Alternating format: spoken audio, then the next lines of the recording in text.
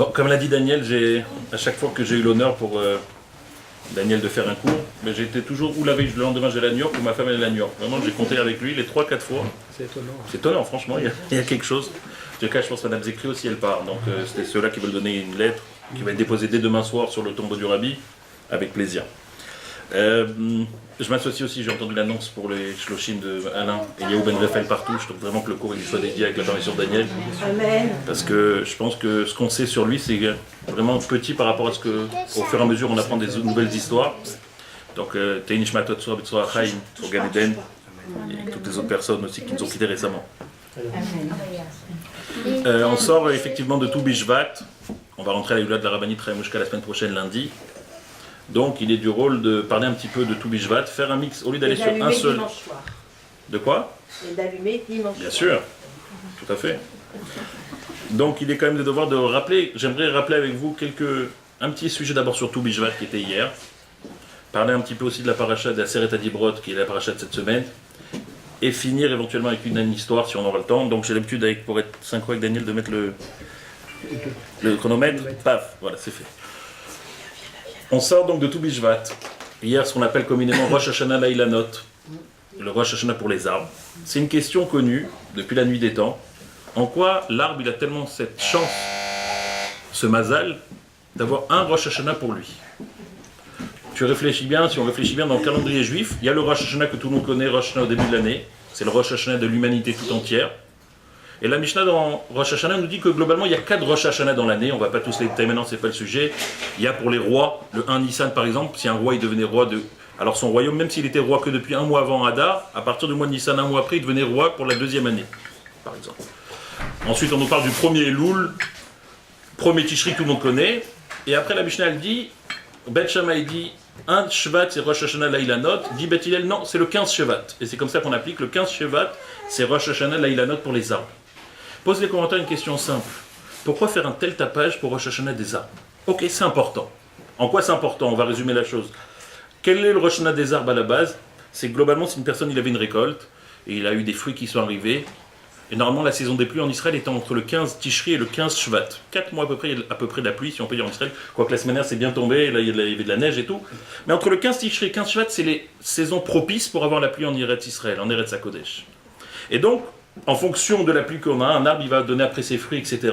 C'est la pluie qui va faire si l'arbre il va être dans les pays qui souffrent de pluie, c'est sécheresse, il n'y a pas des grands arbres, des beaux arbres, etc. Donc, disent les Chachamim, que si la pluie a commencé le 15 Tishri, elle finit par le 15 Shevat, normalement les fruits qui vont sortir, ou les arbres qui vont commencer à bourgeonner, etc., à fleurir, c'est grâce à la pluie de ces 4 mois-là. Donc c'est qu'après le 15 Shevat qu'on considère que ces fruits-là, c'est de la nouvelle saison. Donc pour tout ce qui est les lois de ce qu'on appelle du Maaser Sheni, Maaser Ani, on ne va pas rentrer, c'est la dîme qu'on devait donner au Beth Amikdash, au Kohen, etc. On se base du 15 Shevat. Ce qui est avant le 15 Shevat, s'il y avait un arbre qui a fleuri avant le 15 Shevat, c'est la récolte de la saison d'avant. Après le 15 Shevat, c'est comme pour les impôts, il fallait une deadline. Alors pour certaines choses c'est le 31 décembre, d'autres ils vous font des dividendes pour leurs entreprises le 30 mai, le 1er juin, 1er juillet, etc. Pour la Torah, pour les arbres, c'est le 15 Shevat. Disent les commentaires, d'accord? Bon, c'est technique. Savoir sur quoi je donne mon Maaser. Mais de là de faire un Rosh Hashanah, de là appeler ça la tête de l'année des arbres, on ne fait pas la tête de l'année des animaux. Pourtant les animaux sont nos plus proches compagnons, si on peut dire. Après nos enfants, nos femmes, etc. S'il y a bien quelque chose qu'on doit s'occuper, il faut faire attention, c'est les animaux. La Torah dit comment il faut avoir pitié sur les animaux, etc., qu'on ne doit pas être cruel, et ainsi de suite. Pourquoi on n'a pas fait Rosh Hashanah pour les animaux? Pourquoi on a fait Rosh Hashanah et Lailanot? C'est pas juste Rosh Hashanah d'ailleurs. Tout le programme d'hier, il était changé. On n'a pas fait les Tachanonim dans la prière. Chez les Ashkénazes, on sort toutes sortes de fruits. Chez les Sfarad, n'en parlons pas, il y a Priet Sadar, c'est basé sur un livre avec le Seder. Chaque fruit, il a sa kavana et son srout et sa bracha, et c'est pour ci, pour... C'est un truc énorme. Pose les commentaires une question simple. Qu'est-ce que l'arbre a de particulier, si particulier, qu'il faut lui faire un jour pour lui? Encore une fois, que ce soit le Rosh Hashanah pour savoir quand on donne le dîme, c'est normal. Mais de là, que ça devienne un jour dans l'année, attention, c'est Rosh Hashanah et Lailanot, pose les commentaires. Ce qu'on n'a pas fait pour les animaux, pourquoi on le fait pour l'arbre? Alors les commentaires ils s'arrêtent, basés sur un mot de la Torah, c'est un peu étonnant, mais c'est aussi pas le sujet maintenant. La Torah dit Ki Adam et Sassadeh, car l'homme est comme l'arbre du champ. La vérité c'est que dans le verset, si on voit bien dans Shoftim, c'est une question. C'est Belashon Timia comme on dit. Ki Adam et Sassadeh, est-ce que l'homme est comme l'arbre du champ? Point d'interrogation. Donc tu peux l'interpréter que non, on n'est pas comme l'arbre du champ. Mais nous disent les Chachamim que même si c'est en forme d'interrogation, la Torah elle a dit Ki Adam et Sassadeh, il faut le prendre car là l'homme est comme l'arbre du champ. Donc la Torah elle a fait une comparaison entre l'homme et l'arbre. Et alors? Ça peut être comparé à d'autres choses. Prenons un exemple. Un homme, il va beaucoup plus avoir des comparaisons, tu pourras beaucoup plus tirer des comparaisons d'un animal que d'un arbre. Un animal, ça naît normalement de père et d'une mère. Ça a un certain temps où ça va vivre. On sait à peu près combien de temps un animal, à partir des maladies, etc., il va vivre. Il a des sentiments, il a des envies de manger, etc. Ça ressemble beaucoup plus à un homme que l'arbre. Alors pourquoi spécialement dire qui est Adam et Tzatzad? On peut dire qui est Adam ou que Harry, il est comme le lion. Le Shulchan Aruch, le Beth Yosef, il commence au contraire en te disant attention, tu dois te lever comme un lion pour faire la volonté de Dieu. Donc on voit qu'on ne compare pas un arbre. Quand on veut dire sur une personne qui est forte, on dit que tu es comme un lion, on ne dit pas que tu es comme un arbre. Et pourtant on n'a pas fait la fête des lions. On aurait pu faire dans notre ville d'ailleurs. Mais on n'a pas fait. Alors pourquoi qui est Adam et Tzatzadé? Et c'est pas juste qu'on accroche la note. La halakha, même, la Gemara nous raconte une histoire avec le fils de Rabbi Hanina, qu'une fois il est décédé jeune. Et on a demandé à Rabbi Hanina pourquoi votre fils est parti. Il a dit parce qu'il avait coupé un figuier qui était encore fruitier. Il a emmené encore beaucoup de fruits. Et pour ça il a mérité Hachem Ishmor la mort. C'est-à-dire qu'il a touché un arbre. Ça va. Il n'y a pas mort d'homme comme on dit. Pourquoi il faut qu'il quitte ce monde parce qu'il a coupé un figuier avant son temps? C'est pas très grave. C'est important, c'est bien de laisser un arbre vivre tranquillement, mais il n'y a pas mort d'homme. Et pourtant, la Gemara te dit que c'est pour cela qu'il est parti avant son temps. Alors, je précise bien, on parle bien d'un arbre qui est fruitier. Un arbre qui n'est pas fruitier, il y a beaucoup moins de problèmes. D'après la halakha, si un arbre n'est pas fruitier et tu as besoin de place, tu peux le déraciner. Un arbre qui est fruitier, la halakha te dit fais attention, ne le déracine pas. On n'a pas le droit de déraciner. Même si quelqu'un a vraiment besoin de déraciner, alors on essaie de passer par un goy, on le vend à un goy, on dit au goy s'il te plaît. On demande c'est sur toi, ta responsabilité, mais va le planter ailleurs, mais ne le détruis pas comme ça. On fait très attention à un arbre fruitier. Entre parenthèses, je précise bien un fruitier, un arbre qui n'est pas fruitier, ça ne pose pas de problème. Il y a eu une histoire dans une synagogue à Leeds, en Angleterre, où le Rav avait eu des fonds, il voulait agrandir la synagogue, construire une nouvelle choule, et puis il y avait un vieil arbre qui était juste à côté de la choule. Ils sont arrivés bien sûr, les partis écologiques de la ville, etc. Ils ont dit non, on ne peut pas détruire cet arbre. Il a dit mais c'est pour une communauté, c'est communautaire, etc. Il y a eu des procédures, il a essayé par le, si on peut dire par le maire, l'adjoint au maire, le juif qui travaillait à la mairie. Le hasard, ça n'a pas aidé. Et il qu'est-ce qu'on fait dans ce cas-là? Il s'est tourné vers le tzaddik, il a écrit une lettre au rabbi, il a dit rabbi, voilà, à cause d'un arbre, maintenant je ne peux pas agrandir la synagogue, et c'est un besoin, et les gens n'ont pas de place dans la synagogue. Le rabbi lui a posé une question, il a dit est-ce que cet arbre il est fruitier? Il a dit non, il est sec, ça fait des années déjà qu'il n'apporte plus rien. Le lendemain, où il a eu la réponse, que le rabbi il a répondu à la question au rabbi, il y a eu un ouragan extraordinaire dans les villes de Leeds, l'arbre il est parti, et ils ont pu agrandir la choule. Bon, mais ça montre concrètement que par rapport à un arbre qui est oui fruitier, qui fait sortir encore des choses, etc., eh ben, on fait attention. Et Adam et Tzatzadé, comme on a dit, quelqu'un comme le fils de Rabbi Hanina est décédé jeune à cause de ça. Donc la question revient, qu'est-ce qui est tellement important dans l'arbre qu'on ne peut pas trouver par exemple dans les animaux? On est beaucoup plus aidé, bien qu'on a beaucoup de médicaments par les plantes, etc., mais on est beaucoup plus aidé par les animaux, par rapport, malheureusement, ils font beaucoup de tests médicaux sur les animaux, que ça peut aider plus tard sur les humains. Alors pourquoi on n'a pas fait le jour des animaux, on a fait le jour des arbres? À la limite, si on avait dit qu'on va faire le Rosh Hashanah pour la récolte, pour le blé et l'orge, ça se comprend. Le blé et l'orge, c'est la base de la nourriture d'un humain. Donc on dit qu'il faut fêter le blé et l'orge, qui est le lechem, qui est la base pour le pain, etc., pour les gâteaux, etc., ce qui nourrit le plus l'humain, ça aurait pu se comprendre à la limite. Mais prendre le fruit, qui même d'après les commentateurs, c'est comme, on considère les fruits comme les soukariotes, les sucreries de la nature. Ça veut dire qu'il y a eu des pays qui n'avaient pas de fruits pendant des années. Mes grands-parents, ils n'avaient pas vu ni une orange, ni une pomme. En Russie, ils avaient des betteraves et des pommes de terre. Des fruits, tu leur parlais d'une pomme, c'était un miracle. Je ne parle même pas d'une fraise ou d'une cerise, c'est qu'en arrivant en Amérique, ils ont vu. Ça n'existe pas. Et quelqu'un peut, c'est bien, il y a des pubs, il faut manger 5 fruits, c'est bien, etc. Ça peut toujours bien. Mais quelqu'un a surtout besoin de nourriture, de blé, d'orge, du pain, etc. Donc pourquoi faire un tel tapage sur l'arbre? Donc pour faire une histoire courte concrètement. Les commentaires nous disent qu'il y a quand même quelque chose à tirer dans l'arbre qu'on retrouve chez aucune autre chose. L'arbre, il a cette particularité que pour pousser, il démarre par une graine qui fait quoi, 2-3 cm. Et que cette graine qui est toute petite, qu'à peine tu peux la voir, en plus, après, elle va faire sortir quelque chose d'extraordinaire, de grand. Qui est incomparable, on peut dire même en milliards de fois, par rapport à la surface qu'elle prenait la graine. Commentaire dit c'est la même chose par rapport à l'humain. Qu'est-ce que c'est un humain à la base? Le Père Kavot passera ces petites gouttes de rien du tout. Et après, au prochain, va naître de là un bébé qui sera petit au début, qui va grandir. Qu'est-ce qu'il est par rapport à la graine du début? Et rien du tout, il est énorme, il n'y a pas de comparaison. Dit pour comparer, montrez bien cette idée-là de valeur, qu'entre une petite chose qui devient après une chose extraordinaire, qui va pouvoir pousser des fruits, etc., comme l'arbre, et le montrer ça par rapport à l'humain, le meilleur exemple que la Torah a trouvé, c'est justement cette comparaison, cette similitude entre l'arbre et l'humain. Quelque chose qui est tout petit au début, qui va sortir quelque chose d'immensément grand, c'est la meilleure similitude qu'on a pu trouver. Mais la Kabbalah, elle t'explique quelque chose d'encore plus profond. C'est pas seulement quelque chose qui va être petit au début, qui était petit au début et qui va être grand après. La Kabbalah, elle t'explique, on va demander à n'importe quel agriculteur, paysagiste, quelqu'un qui travaille dans les fruits et légumes ou qui plante des choses, comment ça démarre quand on plante une graine, on prend la graine, on la met dans la terre, qu'est-ce qui se passe après? Alors, non, mais tout au début, la graine, elle pourrit, elle se désintègre pratiquement. Il n'y a presque plus rien. Et une fois que tu crois qu'il n'y a presque plus rien, paradoxalement, grâce à la vitalité, la force qu'elle va trouver dans la terre, ensemble, ils vont commencer à emmener des racines, qui vont emmener un tronc, qui va emmener un arbre, des branches, des feuilles, et plus tard des fruits qui vont durer des décennies. Qu'est-ce qui s'est passé au début? Elle a pourri. Et tu te dis, comment c'est possible? Hein? Elle a pourri dans la terre. Donc tu peux te dire, mais a priori pour exister, au contraire, tu dois rester kayam, comme on dit, tu dois exister. Comment c'est possible qu'elle est passée par une phase de presque de se voiler, presque disparaître, et seulement après ça, elle va faire pousser l'arbre? Et la Kabbalah, elle dit qu'en fin de compte, quand tu veux créer mes yesh, les yesh, ça veut dire que quand tu veux créer de quelque chose d'existant, mais quelque chose d'existant, mais encore beaucoup plus grand, tu dois passer par une phase de haïn au milieu, une phase de presque rien entre les deux. Ça veut dire que si tu veux créer quelque chose, au début tu as quelque chose de très petit, et tu veux que des choses très petites arrivent, quelque chose de très grand, et bien toi tu te dis, la chose petite, je vais l'aider, je vais l'endurcir, je vais la grandir. Pas du tout.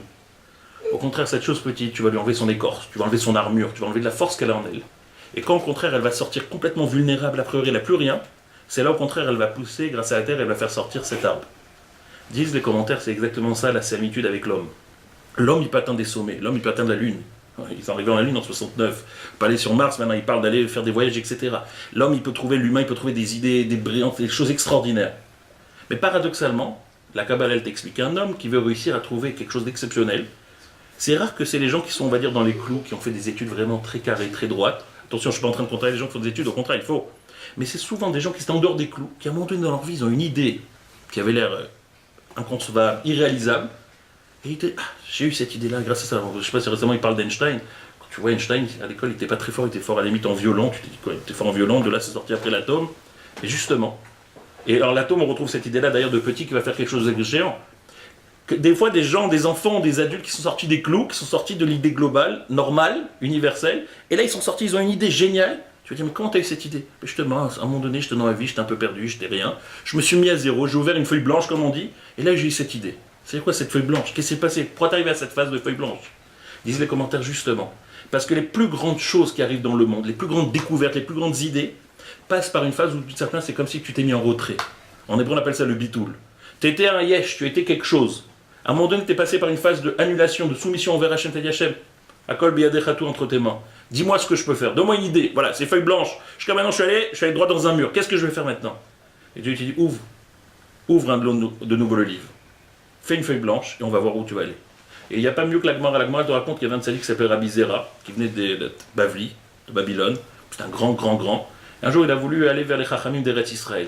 Les Chachamim d'Eretz Israël raisonnaient différemment, ils avaient des approches différentes. Il a essayé de s'approcher avec eux, s'accrocher avec eux. Il ne comprenait rien. L'Agmara le raconte comme ça. Bon, alors à un moment donné, tu peux lutter, t'es etc. Et lui, il s'est dit non, il y a quelque chose d'autre. Il faut que je. L'Agmara nous raconte que pendant 100 jours de suite, il a jeûné. Il mangeait juste quelques petites choses la nuit. Quand une fois qu'il était il a presque enlevé de sa vie, de sa conception, toutes les a priori qu'il avait, les idées, le chorma, les approches qu'il avait par rapport aux choses, une fois qu'il a fait, comme on dit, cette feuille blanche, il a pu maintenant côtoyer les nouveaux chachamim d'Eretz Israël. Parce qu'il est justement passé par cette phase de feuille blanche. Il est passé par ce moment-là dans la vie où il s'est dit, à un moment donné, ça sert à rien de continuer, ça marche pas, j'ai pas trouvé l'idée extraordinaire, eh ben je vais changer d'approche. Et la plupart des grands inventeurs, etc., pas tous, il ne faut pas faire de généralité, mais souvent sont passés de rien, c'était pas du tout dans leur cave, c'était pas du tout prévu, ils n'ont pas pensé faire ça. J'adore cet exemple. Comment ont été créés les cornflakes? Vous les regardez sur Wikipédia, le cornflakes, c'est étonnant. C'est normalement pour une maison de vieux, de maison de retraite en Amérique, je ne sais pas dans quelle année, il leur fallait leur donner quelque chose qui était à base de riz ou de maïs. Et à un moment donné, il devait faire un sort de mélange pour que ça passe bien pour les vieux, pour qu'ils mangent bien là-bas dans la maison de retraite, etc. Et une fois la personne, il devait mettre au four pour que ça soit bien sec, que ça passe bien. Et une fois, il a tellement laissé au four que c'est devenu comme ça complètement... il dit, mais là, c'est même plus liquide, c'était complètement dur comme ça. Il s'est dit, mais ça va pas marcher. Et au contraire, quelqu'un a vu ça, il l'a mis dans un bol, il a dit, mais c'est bon, c'est un bon céréal pour les matins. C'est comme ça que ça arrivait. C'était pas du tout prévu, c'est pas du tout... Au contraire, il croyait qu'il avait raté sa recette. Et en fin de compte, c'est devenu l'idée des céréales, est devenue, je pense qu'il a vendu après à Kellogg's, s'il s'appelle pas lui-même Kellogg's. Regardez sur Wikipédia, c'est très intéressant. C'est-à-dire que c'est parti vraiment d'une idée qui n'avait aucun rapport. Il a ouvert une feuille blanche et là il a réussi. Nous disent les commentaires que cette idée-là, on la trouve chez l'arbre qu'on ne trouve pas chez les autres animaux ou chez les minéraux. Il y a les minéraux, les végétaux, les animaux et les humains, mais cette comparaison, on ne peut pas la trouver chez les animaux qui sont a priori les plus proches niveau de l'homme, mais on le trouve chez l'arbre spécialement. Cette idée-là, que pour créer quelque chose d'un arbre extraordinaire, tu passes, la graine elle passe par une phase où elle va presque se désintégrer, se mettre en retrait, ça on le retrouve justement chez l'humain aussi.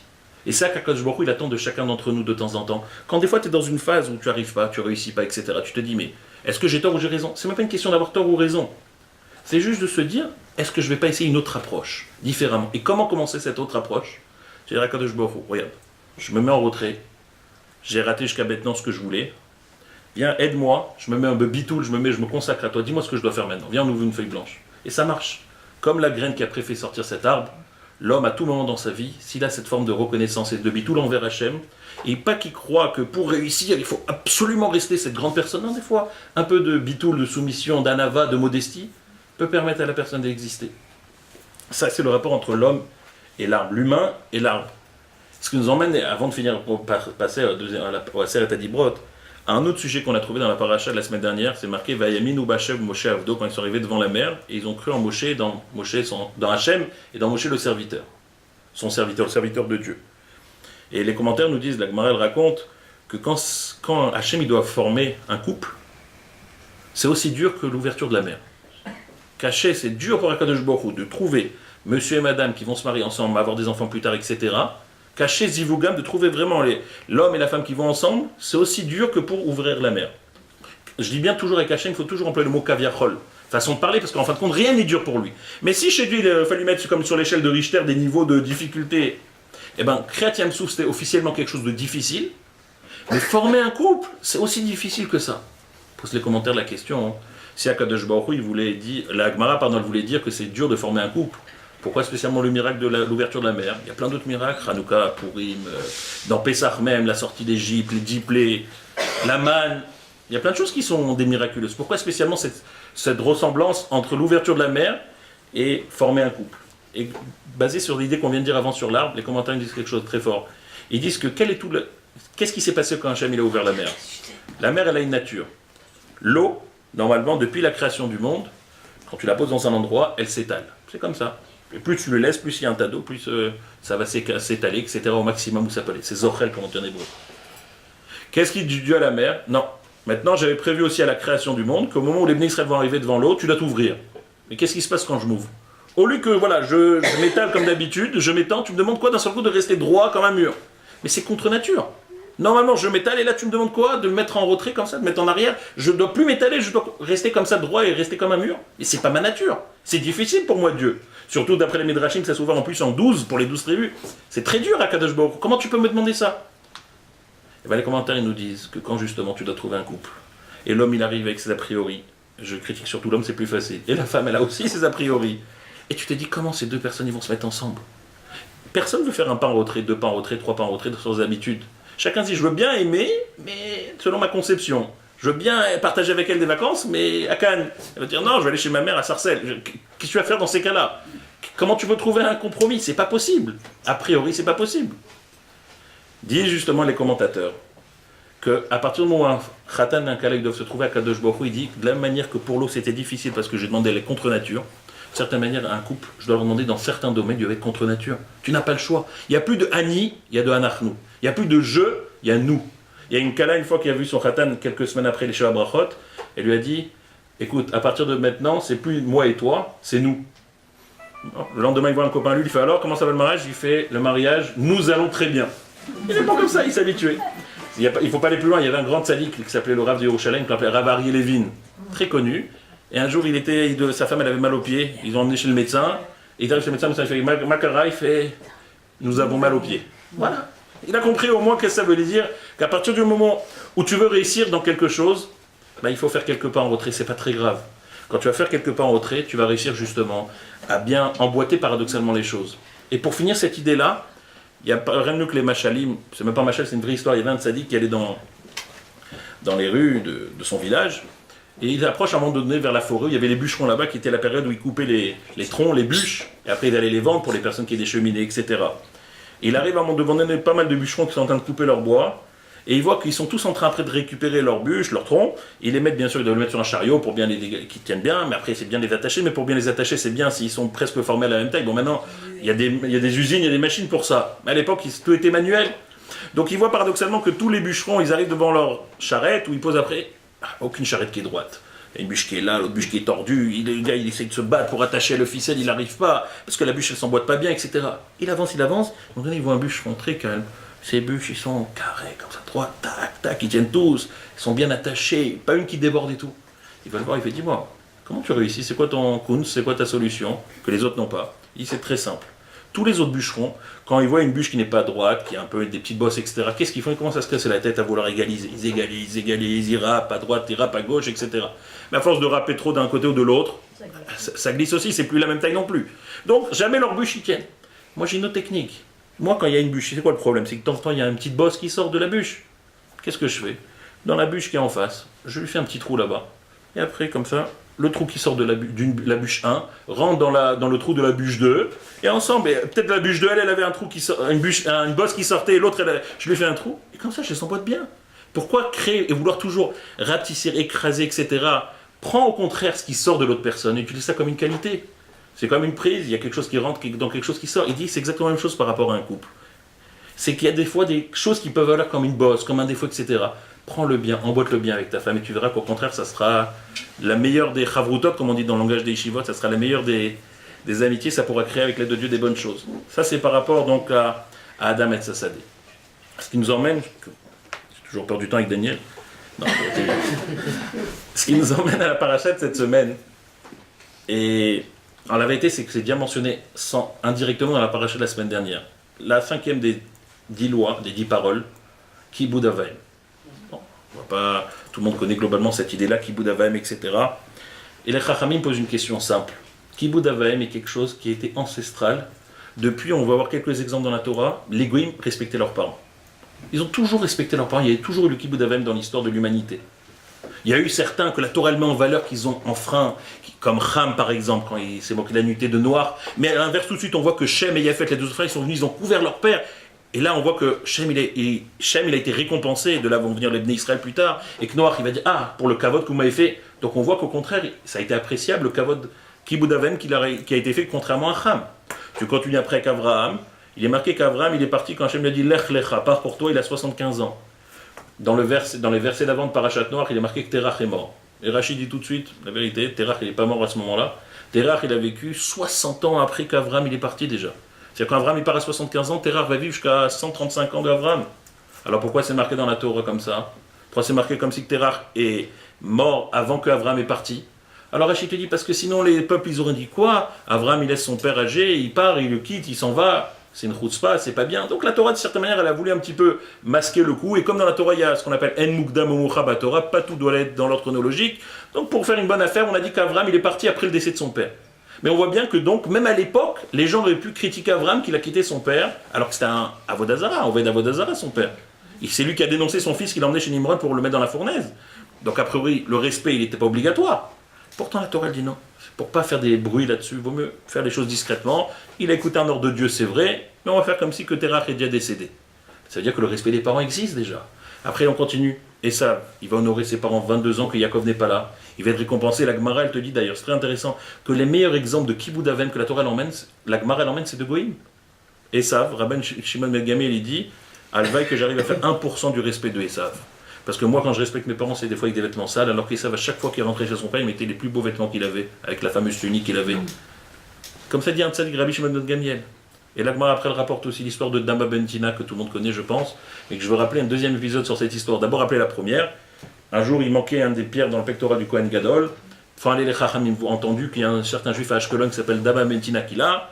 Ils vont le voir, ils lui proposent une somme d'argent, on va dire 100 000 euros. Il dit d'accord, il va chercher la clé. La clé est malheureusement sous le coussin de son père qui se repose. Il revient, il dit je peux pas. Pourquoi? Parce que mon père se repose sur la clé. Ok, réveille-le, on va te donner 200 000. Non, 300 000, 4. Ils sont montés comme ça de chiffres. Au bout d'un certain temps, le père il s'est réveillé. Ils disent bon, on a fini 1 million, tiens 1 million. Il fait non. Combien on avait débuté à 100 000? Vous me donnez 100 000. Mais non, on a fini 1 million. Je veux pas gagner un centime sur le respect des parents. Ça, c'est un goy qui dit ça. La Gemara Yerushalmi, elle raconte que le même Dama Bentina qui faisait partie, si on peut dire, de la ville de la mairie d'Ashkelon. C'est un homme qui était au Sénat d'Ashkelon, on appelle ça. Un jour, il était un des chefs du Sénat d'Ashkelon, et un jour, il est comme ça en train de débattre avec des collègues. Il y a sa maman qui avait un certain âge, qui avait perdu la raison un petit peu, qu'elle arrive avec une sandale, elle commence à le frapper devant tout le monde, par des coups de sandale, de babouche. Elle le frappe, et à un moment, en le frappant, la sandale, elle lui tombe des mains. Lui, il a des bleus, il a du sang et tout. Il se baisse, il ramasse la sandale, il le redonne dans la main. La Gemara dit, regarde, ça, c'est le kiboud avem. Elle est en train de te frapper, elle est en train de te faire honte devant tout le monde. Et il le redonne dans la main. Et la Gemara dit, ça, c'est le kiboud avem. Ça, c'est de qui tirer le kiboud avem?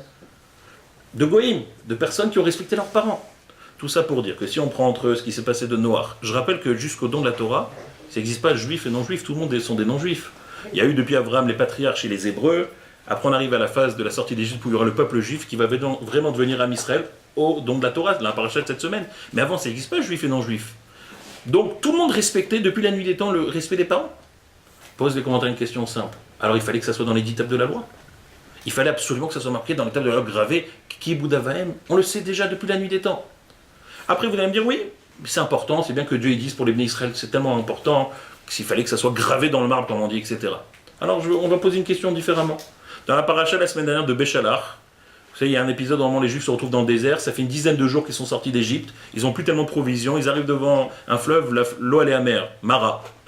Et ils arrivent, ils disent à Moshe, ça commence déjà, on n'a pas d'eau. Alors Moshe Hachem lui dit, il lui a mis une sorte de branche qui était elle-même amère, il lui a dit trempe dans l'eau, l'eau est devenue douce. Et là-bas le pasuk te dit, Sham Samlo Chok Mishpat, à ce moment-là Dieu lui a aussi donné des mitzvot déjà. Avant le don de la Torah, on est 10 jours après la sortie d'Égypte, 40 jours après avant le don de la Torah, et Dieu lui donne déjà des mitzvot, lesquels? Shabbat, la vache rousse d'après certaines versions, les lois des tribunaux, les dinim, toutes les lois, les 7 lois noachiques qui ont été rappelées à ce moment-là, et lequel? Kiboud Avem, le respect des parents. Pose les commentateurs la question, est-ce que c'est vraiment tellement important qu'à ce moment-là, Kiboud Avem? Qu'est-ce qui est si important qu'on parle de Kiboud Avem avant le don de la Torah? Encore une fois, ça va être donné de toute façon dans le don de la Torah 40 jours plus tard. Et ça a déjà été pratiqué depuis la nuit du temps par tous les Chachamim. Pas seulement par les Chachamim, par les Gdolim. Pas seulement par les Gdolim, par les Goïm. Pas seulement par les Gdolim, par les Rechaïm. Par un Esav, ça a été respecté. Donc si les gens à Esav respectent le Kiboud Avem, c'est normal qu'un juif normal, de lambda normal, il va respecter. Alors il faut que ça soit dans l'étape de la loi, Amara encore avant. On dirait que Dieu il a tellement peur qu'on ne veut pas respecter les parents, qu'il dit attention, je suis obligé de vous le graver, je suis obligé de vous le dire, et même avant qu'on y arrive, je vais vous le rappeler encore une fois à Mara. Ça va? Les Bnei Israël ne sont pas des demeurés, ils ne vont pas être pires que les Goïm, ils vont respecter leurs parents. Pourquoi c'était tellement important de répéter encore une fois ce Kiboud Avaim, avant même qu'il soit donné, alors que tout le monde le sait déjà? Et les commentaires, ils nous disent quelque chose de très beau. Ils disent qu'à la base, le Kiboud Avaim, en général, quand une personne respecte ses parents, la notion initiale depuis la création du monde, c'est ce qu'on appelle la karatatov, la reconnaissance. Ton père, ta mère, t'ont nourri, t'ont logé, t'ont blanchi, t'ont mis au monde, sont fatigués pour toi. Il est normal que toi, plus tard, tu donnes ce respect-là. Tu rends vulgairement ce qu'on appelle la monnaie de la pièce pour ce que tes parents ils ont investi pour toi. Ils n'ont pas dormi des nuits, t'es chez le médecin quand tu étais malade, ils t'ont accouché, etc. Akaratatov. L'égoïme, et depuis la création du monde, les gens étaient habitués à faire le Akaratatov, le Kiboud Avem, le respect des parents, comme Akaratatov reconnaissance. Et effectivement, Esav l'a fait, Dama Benetina l'a fait, tous les Goïm l'ont fait, aucun problème. Même ce qu'on appelle les Hébreux l'ont fait. Bien Kadosh Baruch Hu, il dit maintenant, on arrive dans un nouveau niveau. C'est plus le même niveau qu'avant. On arrive à un nouveau guéder, comme on dit en hébreu, une nouvelle règle. Quand Hachem, il met au monde un enfant, il y a les parents, bien sûr, et il y a Hachem dedans aussi. Eh bien, Hachem, il dit, c'est très simple. Dorénavant, vous, Bnei Israël, vous ne devez pas respecter seulement vos parents parce que, comme on l'a dit la première raison, Akaratatov, la reconnaissance, que tout le monde fait comme ça. Parce qu'aussi, vos parents sont des mini Akadosh Baruch Hu. Ils ont une part divine en eux. Et à partir du moment où c'est des associés d'Akadosh Baruch Hu, vous devez les respecter en toutes circonstances. Même si un père ou une mère peuvent des fois fauter envers leur enfant. Un père, des fois, il peut abandonner, malheureusement. Combien on apprend d'histoire qu'un père ou une mère vont plus abandonner, c'est plus souvent les pères d'ailleurs, qui abandonnent un enfant à sa naissance, et il laisse comme ça une mère, la pauvre, seule. Et après, il se peut que c'est un autre monsieur qui a adopté cet enfant comme si c'était son fils. Alors le fils, il va grandir plus tard, il va avoir 13 ans, et d'un seul coup, son père vient s'abonner et fait mon fils, t'es mon fils, viens, je viens à ta bar mitzvah. Et il y a des gens, logiquement, qui vont dire je te dois aucun respect, pour moi, tu n'es rien, tu m'as peut-être mis au monde, mais qu'est-ce que tu as fait pour moi? Eh bien, viens, la Torah te dit justement, même si ce père t'a tout à lui reprocher, il t'a rien apporté dans la vie, à partir du moment où il t'a mis au monde, il y a une parcelle de Dieu en lui, tu lui dois un respect éternel. C'est fini. On peut ne pas être d'accord, on peut juger, on peut dire que c'est pas d'accord. Viens dire que je vois Sham, Sam, lo, chok ou mishpat. C'est pour ça que les mots dans Mara, c'est marqué, là-bas, c'est comme un chok, une mitzvah illogique. Ne cherche pas à comprendre pourquoi. C'est tes parents, ton père, ta mère, ils ont une parcelle divine en eux. Moi, je suis associé avec eux. À partir du moment où Akadosh Baruch Hu, il est associé avec eux, tu dois à tes parents un respect éternel. Donc c'est même pas dans la logique s'il y a la karatatov ou pas, la reconnaissance ou pas sur quelque chose qu'ils t'ont apporté. Le fait même qu'ils t'ont mis au monde, tu leur dois cette reconnaissance. Alors pour bien être mamriche, bien montrer cette idée-là, d'abord la karatatov. C'est une histoire, je ne sais pas si vous avez entendu parler, une très belle histoire qui ne passe même pas avec un juif, mais ça se passe dans le quartier du Rabbi, paradoxalement dans le quartier de Crown Heights. Il y a une personne qui est devenue un grand médecin chirurgien à New York, il s'appelle Arthur Mills. Arthur Mills, il raconte lui-même dans sa biographie qu'il est né dans le quartier de Crown Heights. Son père est décédé très jeune, sa mère était une femme de ménage à Brooklyn, et elle essaie tout de le garder bien, de bien élever son fils, de lui donner toujours des vêtements propres, avoir une maison propre. Mais il dit c'était au détriment d'autres choses. Donc il dit on ne mangeait pas 3 fois par jour à la maison. Ma mère et moi on se partageait des fois un repas par jour et encore. Et il dit comme ça quand j'avais 7-8 ans, j'étais habitué que tout le monde allait à l'école, à la cantine tout le monde rentrait parce qu'il n'y avait pas la cantine comme il y a en France. Il faut rentrer chez soi, manger, ou tu vas dans les cantines privées, il faut payer. Moi je rentrais chez moi, il n'y avait rien. Et il dit un matin, ma mère la seule chose qu'elle avait pu trouver pour ma journée, nourriture, c'était 2 carreaux de sucre. Elle lui a donné ça le matin, elle n'avait rien d'autre. Il va à l'école, il dit je suis parti déjà à l'école avec... Le ventre déjà était pas bien. La veille, j'avais pas mangé, et là, je vais avec 2 carreaux de sucre, j'étais pas bien. J'arrive à l'école, j'étais pas concentré. Dès que ça arrivait le moment de la midi de la cantine, je suis sorti de l'école et pour la première fois de ma vie, j'ai commencé à faire les poubelles. J'ai ouvert les poubelles, j'ai commencé à regarder s'il n'y a pas quelque chose à manger. J'ai rien trouvé. Et j'en pouvais plus. Il dit clairement, je tenais pas sur mes pieds. Mais à l'époque, il n'y a pas de portable, tu vas appeler ta mère elle-même, elle travaille à l'autre bout du Bronx pour être femme de ménage, qu'est-ce qui va la déranger? Il dit, je me suis dit, je vais aller à l'immeuble le plus proche, à Brooklyn. Il rentre dans l'immeuble. Bon, il raconte très intéressant, il dit la première porte, j'ai vu comme un sorte de léopard, comme ça, une image d'un léopard sur la porte. C'est bizarre cette porte là, ça me fait peur. Il va à la deuxième porte, il voit Maurice Johnson. Pas un juif, un goy. Il tape à la porte, et il ouvre la porte, qu'il ouvre une fille, qui va s'appeler Roselyne Johnson, c'est la fille de Maurice Johnson. Elle ouvre la porte, elle fait oui. Là, il dit, il était tellement surpris, c'est une fille maintenant de 8 ans qui a le même âge que lui, peut-être elle va le voir après à l'école, et t'imagines, il lui a demandé l'aumône, là. Il était gêné, il dit écoute, excuse-moi, je viens de sortir et j'avais besoin de boire d'eau, mais la tuyauterie chez moi l'a sauté, bon, je peux pas boire un verre d'eau, est-ce que tu peux me donner un verre d'eau? Et là, elle sourit, a priori, elle a compris, elle lui dit écoute, chez moi à la maison, on donne pas comme ça dans la journée des verres d'eau, on donne des verres de lait chaud. Alors, lui dit banco, encore mieux, les vitamines et tout, il va pas refuser. Il dit bon, comme on dit Belette Brera, il n'y a pas le choix, je vais prendre un verre de lait chaud. Elle arrive avec le verre de lait chaud, elle lui emmène avec une assiette de 4 cookies. Elle lui dit, ma mère, elle a l'habitude que quand on boit un verre de lait chaud, on mange aussi 4 cookies. Et elle lui donne comme ça. Il a dit, j'ai pris les cookies, à peine dans les escaliers, je les avais déjà finis, j'ai sucé mes doigts, j'ai bu le verre de lait, etc. Et en partant, elle m'a dit, on m'appelle Roselyne Johnson, reviens quand tu veux. Bien sûr, il dit pas, parce que j'avais quand même un peu de fierté, je suis jamais revenu. Mais il dit, ce jour-là, elle m'a sauvé la vie. Il raconte que plus tard, il a réussi, parce que c'était comme un élève intelligent, avancer dans la vie, il allait à la fac, l'université, etc. Et il a réussi à aller en médecine, jusqu'à qu'il est allé dans la chirurgie, devenu chirurgien. Au début, il travaillait pour une clinique, après il s'est acheté sa propre clinique. Il a ouvert une clinique, il est devenu chef de la clinique. Bon, vous savez, en Amérique, les prix vont tout de suite à des milliers, voire des millions de dollars.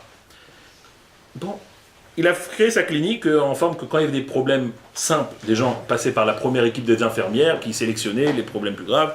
Au-dessus, il y avait une équipe de professeurs. Et si vraiment il y avait un problème particulier, on venait le voir pour avoir son accord. Mais en fin de compte, tout client passait par lui, il fallait qu'il donne son autorisation. Un jour, on lui emmène dans son bureau un dossier. Ils sont passés 50 ans depuis cette histoire-là quand il était petit.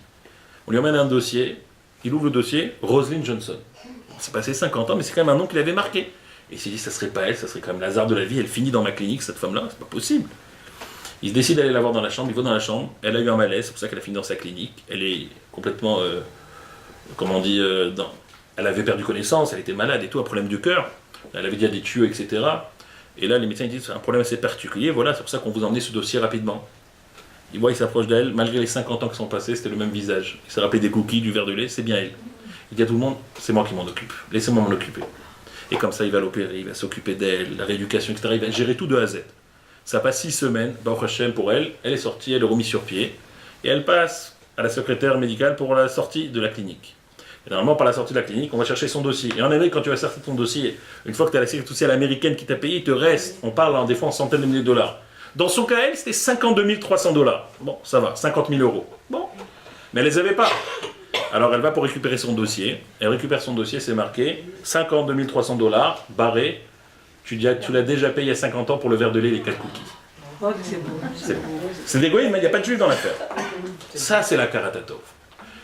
Une personne, quand tu vas dans un magasin, il t'a bien servi, tu vas lui dire merci. Une personne que tu vas l'employer pour te réparer ta cuisine et il t'a sauvé la vie parce que tu as une fuite, tu vas dire merci beaucoup. Une personne dans une situation compliquée où tu étais au milieu d'un désert et tu avais ta voiture en panne et elle vient, elle te prend en voiture, elle t'emmène à la station d'essence, elle te rend l'essence, tu dis la vérité, vous êtes un ange de Dieu. Qu'est-ce que c'est alors tes parents? Tes parents, c'est des dieux eux-mêmes. Pour ça qu'ils t'ont mis au monde, qui s'occupent de toi. Donc à la base, tu leur dois la karatatov, la reconnaissance. Mais vient Dieu, il rajoute quelque chose qui est spécifique au Bnei Israël. Il leur dit, à part cette karatatov qui est normale, cette reconnaissance qui est normale et légitime, je veux maintenant que vous honorez vos parents, parce qu'en eux, ils ont une parcelle de moi, je suis associé avec eux. Et même s'ils ne vous ont pas apporté du bien, et même s'ils n'ont pas toujours été sympas avec vous, gentils avec vous, etc., à partir du moment où ils ont une force divine de moi, de Dieu, donc, en eux, quand ils vous ont mis au monde, vous leur devez une éternelle reconnaissance. Et en hébreu, c'est ce qu'on appelle, il y aura des nafkamina alacha, il y aura même des différences alachiquement parlant. On va prendre deux exemples. Un père, comme on l'a dit tout à l'heure, qui a abandonné son fils. Ben, si on se base sur la logique de Hakaratatov, qu'on doit respecter les parents juste pour la reconnaissance, ben, le fils, il peut dire, ben, moi, il n'y a pas de reconnaissance, il m'a abandonné.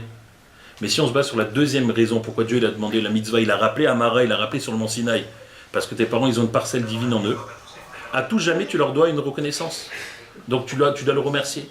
Et à l'inverse, un père adoptif, quelqu'un qui a récupéré un enfant à 6 mois qui a été abandonné par son père, ben, si on se base sur la deuxième raison, qui a une parcelle divine, mais il n'y en a pas eu là. Le père adoptif, il a élevé cet enfant, mais ce n'est pas lui qui l'a mis au monde. Donc la parcelle divine, il n'y a pas ici. Par contre, pour la première raison, la karatatov, c'est sûr qu'elle y est. Donc il doit toujours avoir une reconnaissance pour ce père-là.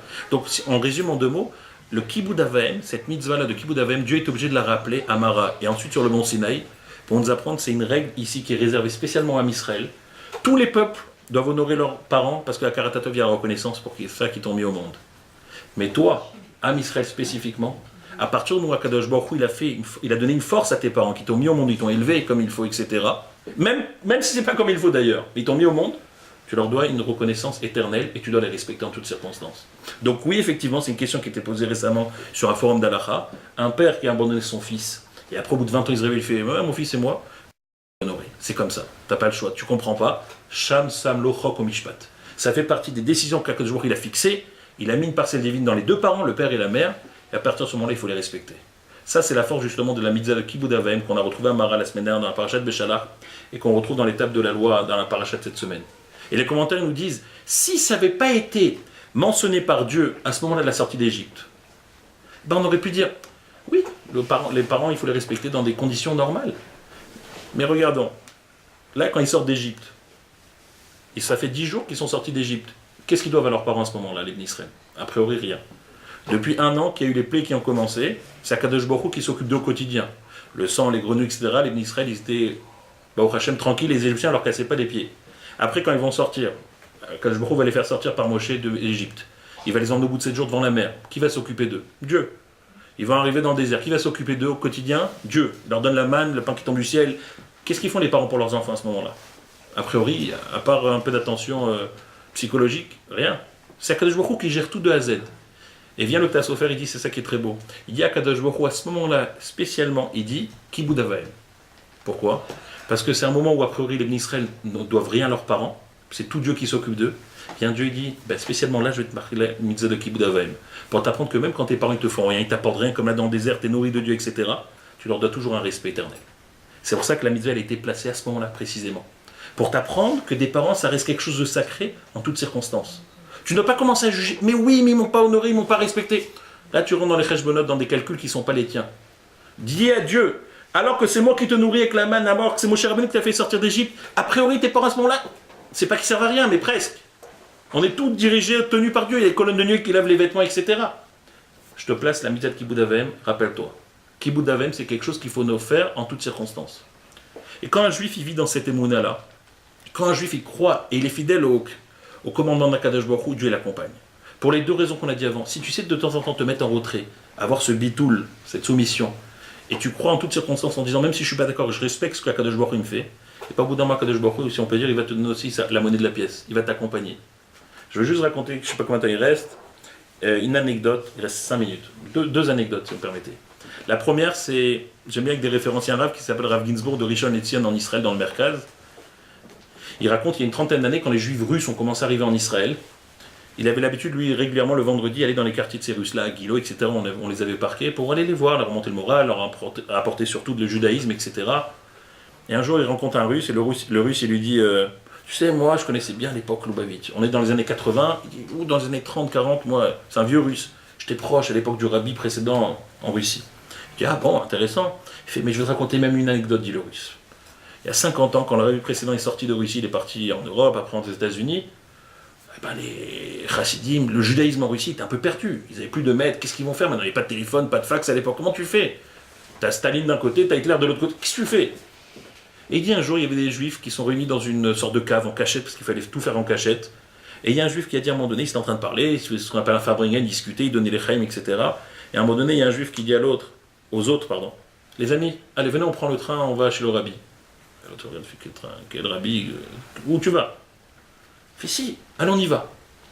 Bon. Il a commencé à prendre des chaises qu'il y avait dans la salle, il a commencé à les mettre comme si ils sont dans un train, et il a dit, venez, joignez-vous à moi, on va aller chez le rabbi maintenant en train. T'as quelques chassidim, quelques juifs, qui a une émouna, ils se sont assis. T'as des autres qui les ont regardés un peu rigolant, dont ce juif russe là qu'on retrouve 50 ans plus tard, qui est paumé le pauvre à Gilo en Yerushalayim. Et il dit, ce juif russe, il dit à ce Rav Ginsburg, il fait, tu vas pas croire. Les 7-8 juifs qui ont eu la émouna à ce moment-là, qui sont assis dans le train virtuel, dans la salle où on était, ils ont tous fini quelques temps plus tard, ils ont réussi à aller à New York, ils ont eu les permis. Nous tous, qu'on s'est moqué d'eux, on est restés jusqu'en 1980, 89, etc., en Russie, bloqués comme des... Voilà. Ça veut dire que quand une personne, il a une émouna, quand une personne, il a des convictions, même s'il n'est même pas sûr que ça va marcher, tu mets ta émouna, etc., ça marche. Attention, c'est très dur, parce que dans ces moments-là, c'est le moment le plus dur. Quand les moments où tu es dans une situation difficile, tu as juste une envie, c'est de pleurer, tu n'as pas envie de rigoler.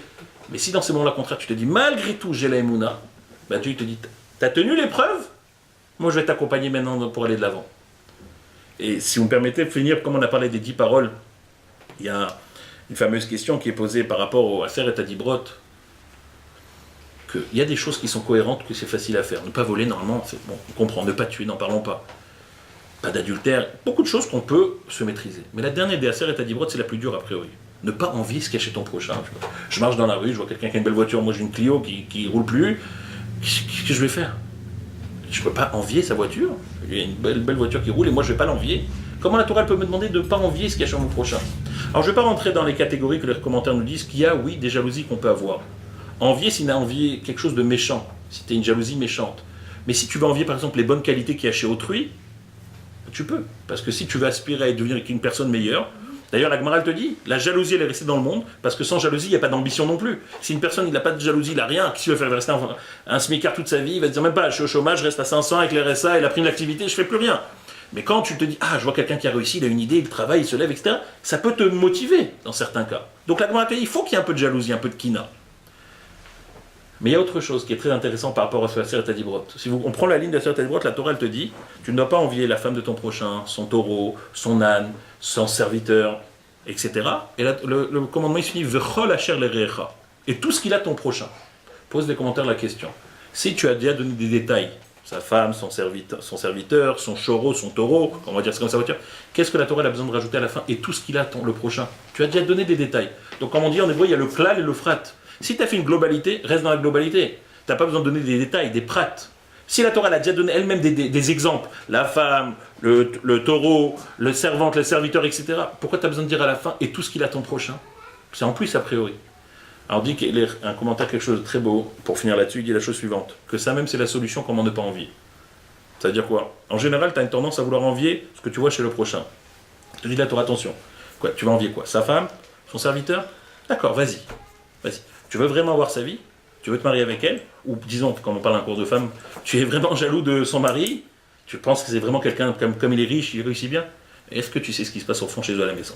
Est-ce que tu sais dans quelle galère ils sont ou pas? Est-ce que tu sais s'ils n'ont pas un fils qui est drogué ou pas? Alors viens, tu t'attends, c'est très simple. Tu veux vraiment ce qu'il a son prochain? Sache que dans la vie, c'est ou tout ou rien. Donc tu veux la femme, le serviteur, etc., parce qu'a priori la pelouse elle est très verte devant. Va voir la pelouse derrière, sûrement elle est très jaune. Il se peut que dans la vie, que toi tu as l'impression que tu t'es arrêté sur des détails qui peuvent être importants, mais il y a des détails qui sont encore plus importants. Viens, tu dis à Torah, attention, quand tu veux envier quelqu'un pour les détails qu'il a, sois sûr, attends, prends tout le package ensemble. Et pour finir ça, on raconte une anecdote très simple, qu'un jour il y avait des copains qui ont fait les études ensemble, Et ils se voient un jour, au bout de 20 ans, maintenant par WhatsApp et tout, on peut mieux communiquer dans le monde, ils disent 20 ans après, on se voit tous les amis, on se réunit pour un feu de camp, que entre nous, on vient chacun, on se raconte sa vie, etc. Très bien. Entre-temps, sur les 10 copains, il y a eu toutes les catégories. Il y a eu un PDG, un millionnaire, un avocat, un smicard, un ouvrier, un rabbin. Il y a eu toutes les catégories qu'on peut trouver dans le Ham Israël. Ils arrivent, et ils font leur feu de camp avec leur tente, ils sont tout contents. Et chacun commence à raconter sa vie. T'as le gros riche qui dit, moi, tu sais comment je gère, toute l'année je suis en voiture dans un peu de Takana, et les entreprises qui roulent tout seuls, et je suis riche, au Hachem, des millions, etc. Bien sûr, tu as le chômage, celui qui est au chômage qui dit, qu'est-ce que je rêverais de comme lui. Après, tu as le deuxième qui dit, moi je suis pas aussi riche que lui, mais j'habite à New York, 6e étage, une belle tour, 50 000 $ par mois, au Hachem, ça tourne, pas mal, il vit aussi. Et comme ça, chacun, jusqu'à qu'on arrive aux plus pauvres, qui déroulent leur vie, etc. Au bout d'un moment, tout ça, sûrement ça doit être le Rav, c'est pas marqué mais ça doit être le Rav. Il a dit, les amis, on fait un truc de fou, une idée de fou. On va prendre chacun toute notre vie, femmes, enfants, métier, travail, tout ce qu'on a, on va le faire sur un contrat en bonne et due forme. Là maintenant, on se fait confiance, on va signer chacun en dessous, on va mettre dans le sac à dos qu'on a emmené avec nous, on le met autour du feu de camp, et après chacun peut choisir le sac à dos qu'il veut. Premier venu, premier servi. T'étais prêt. Là, t'imagines que le smigard et celui qui était au chômage, ils ont dit, moi je prends le sac à dos du millionnaire. Mais attention, tu prends tout. Sa femme, ses enfants, ses problèmes, machin. Ils ont mis des sacs à dos. Après chacun est venu pour retirer le sac à dos, vous savez quoi? Chacun a repris son sac à dos. Chacun était comme heureux avec sa vie qu'il avait. Peut-être lui il est riche, mais il avait entendu qu'il avait tiré son 3e divorce. Et rien qu'en frais d'avocat et les galères qu'il avait. C'est comme ça dans la vie. Akadosh Baruch Hu a donné à chacun ce qu'on appelle en niche son paquet. Tu as des avantages et tu as des inconvénients. Et en fin de compte, quand tu réfléchis à chaque chose qu'il y a dans la vie de l'autre, il n'y a que les choses qui sont physiquement devant toi, la pub, etc., les choses marquantes que tu as envie. Mais après, tu ne sais pas tout ce qu'il y a derrière les rideaux, comme on dit, dans les coulisses. Viens, Akadosh Baruch Hu te dit, tu vas envier ça, ça et ça. Ça va avec V'chol Asher Erecha, tout ce qui va autour. Alors ça, c'est la solution. Alors quand on va arriver ce Shabbat, justement, à Seret Adibrot, et qu'on va vivre avec la même mouna que nos parents, ils ont vécu nous-mêmes, puisque c'est marqué que tout Am Israël, toute Neshama a assisté au Har Sinaï, même les convertis, ils ont assisté déjà à Har Sinaï. Alors qu'on vive dans la même force, la même puissance qu'on a vécu à ce moment-là à Har Sinaï, et qu'on puisse le revivre très rapidement avec l'avenue du Mashiach Kenu Bekarov Mamash et Yerushalayim. Amen.